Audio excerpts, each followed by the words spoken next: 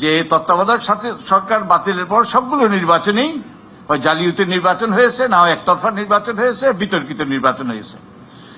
তো উচ্চকক্ষ যদি থাকতো তাহলে কিন্তু শেখ হাসিনার পঞ্চদশ সংশোধনী পাশ করা প্রায় অসম্ভব হতো। যদিও যেখানে অ্যাবসলিউট মেজরিটি, যেখানে ওই যেরকম মেজরিটি পেয়েছে হয়তো তখন সম্ভব হতো, যদিও নির্ভর করে কিভাবে উচ্চকক্ষ ঘুরতে হয়। উচ্চকক্ষ চেকস অ্যান্ড ব্যালেন্স করতে পারবে কিনা, নিশ্চিত করতে পারবে কিনা, সেটা কিভাবে ঘুরতে হয়।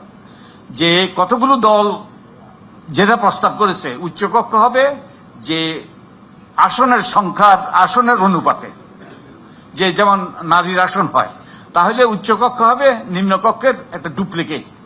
জাস্ট ওই যে এটা অপ্রয়োজনীয় এবং ইট উইল বি ওয়েস্টফুল। কিন্তু নিম্নকক্ষ যদি এই যে আনুপাতিক হারে হয়, যে ভোটের অনুপাতে হয়, তখন কিন্তু উচ্চকক্ষ কিন্তু বাধা দিতে পারত এই পঞ্চদশ সংশোধনীর পাশে।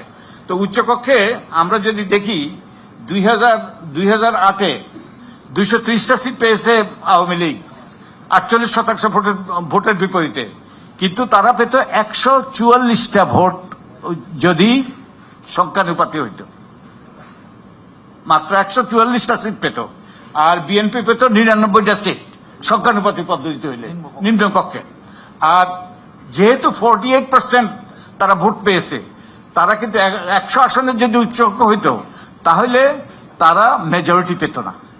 তার মানে পঞ্চদশ সংশোধনী পাশ করার জন্য ওই যে আমাদের একজন অথরের অনুযায়ী তাদেরকে হয়তো কি করতে হইতো, যে হর্স ট্রেডিং করতে হইতো। হ্যাঁ, হর্স ট্রেডিং এর তো আমাদের অভিজ্ঞতা আছে বোধহয়।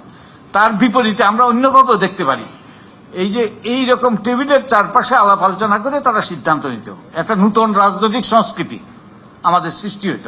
অর্থাৎ যে curse of the absolute majority, অর্থাৎ টিরানি অব দি অ্যাবসলিউটের পরিবর্তে আমাদের একটা নতুন কালচার সৃষ্টি হওয়ার সম্ভাবনা দেখা দিত।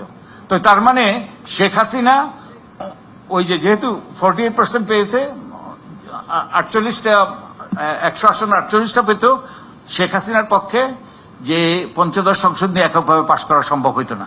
অন্তত 2টো সিট প্রয়োজন হইতো অন্য দলের।